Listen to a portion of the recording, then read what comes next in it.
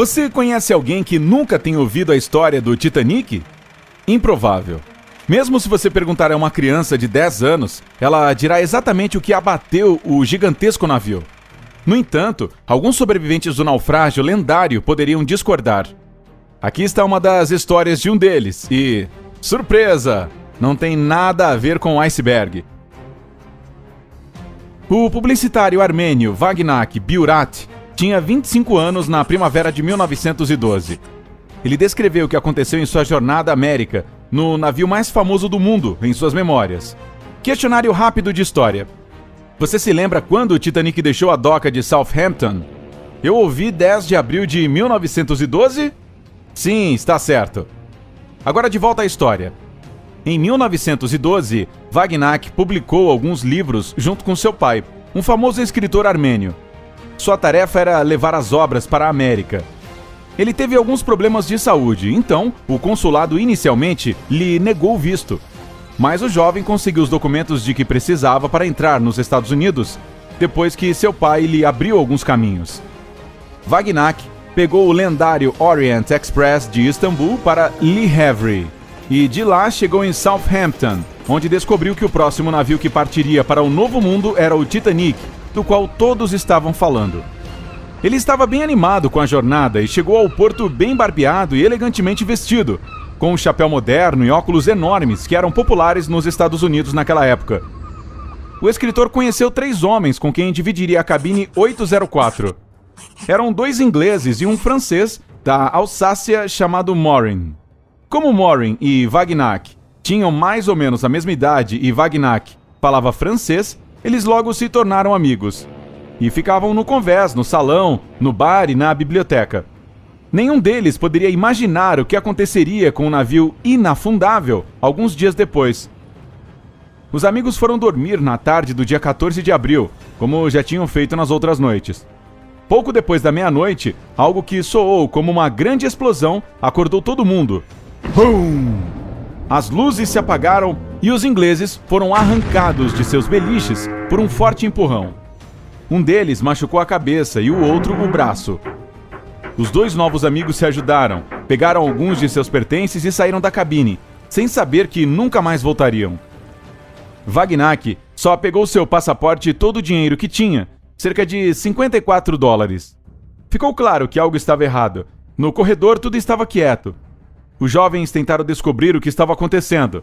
Nenhum dos tripulantes quis dizer qualquer coisa, mas poucos minutos depois, era impossível negar que o Titanic estava submergindo. Vagnak notou que os marinheiros estavam pegando os botes salva-vidas e diziam que eram apenas para mulheres e crianças. Alguns homens tentavam se infiltrar neles de qualquer maneira, mas tiros eram disparados para impedi-los. Vagnak e Morin se entreolharam, entendendo que tinham 2 opções: ficar no navio que estava afundando e dizer adeus ao futuro, ou pelo menos tentar se salvar pulando na água.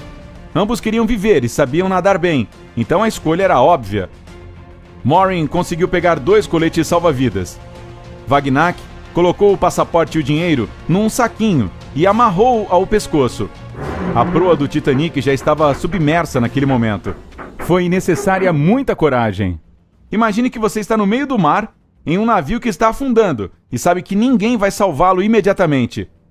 Muitas pessoas nesta situação não ousariam pular em mar aberto. Então, Vagnak e Morin saltaram e foram instantaneamente separados por uma onda repentina. Isso só piorou as coisas, porque enfrentar essa catástrofe com um amigo era uma coisa, mas fazer isso sozinho era muito mais assustador.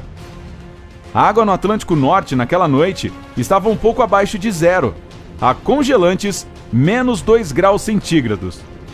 O jovem escritor sentiu seus braços e pernas ficarem dormentes e estava compreensivelmente ficando cada vez mais fraco a cada segundo. Ele perdeu o colete salva-vidas e agora sua única esperança de sobrevivência era um bote salva-vidas. Já estava prestes a desmaiar e não conseguia mais se aquecer na água. Mas então esbarrou em algo. Era um bote salva-vidas. Mas se você está esperando um final feliz nesse ponto, vou ter que desapontá-lo. O bote estava tão superlotado que o empurraram com um remo quando ele tentou se agarrar ao barco. O jovem implorou por ajuda, mas eles se recusaram a mostrar misericórdia. A lógica era simples. Um homem a mais naquele barco poderia afundá-lo, e ninguém teria a chance de sobreviver. Vagnac teve que deixar o bote, e o que aconteceu depois foi um milagre. O escritor acordou vivo a bordo de outro navio, o Carpathia, que estava a caminho de Nova York com alguns sobreviventes sortudos a bordo. Ele estava com uma dor de cabeça terrível e vendo tudo dobrado. Mas o que mais importava era que havia escapado do oceano gelado. Como ele conseguiu? O jovem não lembrava de nada. Na noite seguinte, o navio chegou a Nova York. Sem seu passaporte e dinheiro, que deve ter sido perdido durante o resgate, Vagnac foi levado para o hospital. 12 dias depois, uma mulher entrou no quarto e tudo que ela pôde dizer entre lágrimas foi: "Oh, meu querido menino!" Foi ela quem salvou Vagnac. A senhora Astor tinha perto de 50 anos e disse ao jovem que o bote salva-vidas em que tentou entrar não foi embora sem ele. A mulher disse aos marinheiros que o jovem era seu filho e não deixaria o bote seguir sem ele, pois já havia perdido o marido no Titanic. A senhora Astor ainda guardou o passaporte e o dinheiro de Vagnac e o convidou para visitá-la quando se sentisse melhor. Depois de se recuperar, o escritor se reuniu com sua família em Boston e até recebeu todos os livros que planejava vender na América, pois eles estavam em outro navio. Vagnac viveu uma vida longa e feliz e, como um grande contador de histórias, compartilhou o que aconteceu por muitas vezes. Curiosamente, nunca mencionou que um iceberg tivesse atingido o Titanic e sempre falou sobre uma explosão. Se o que ele disse era verdade, algo deveria ter causado aquele enorme estouro. Poderia ter sido um incêndio, e muitas pessoas realmente acreditam nessa teoria, dizendo que o carvão estava queimando no casco do navio. O incêndio teria começado muito antes da partida do navio e simplesmente era impossível apagá-lo. O Titanic teria saído com um fogo ainda queimando, e as chamas enfraqueceram tanto o casco que a embarcação não poderia resistir ao encontro com o iceberg.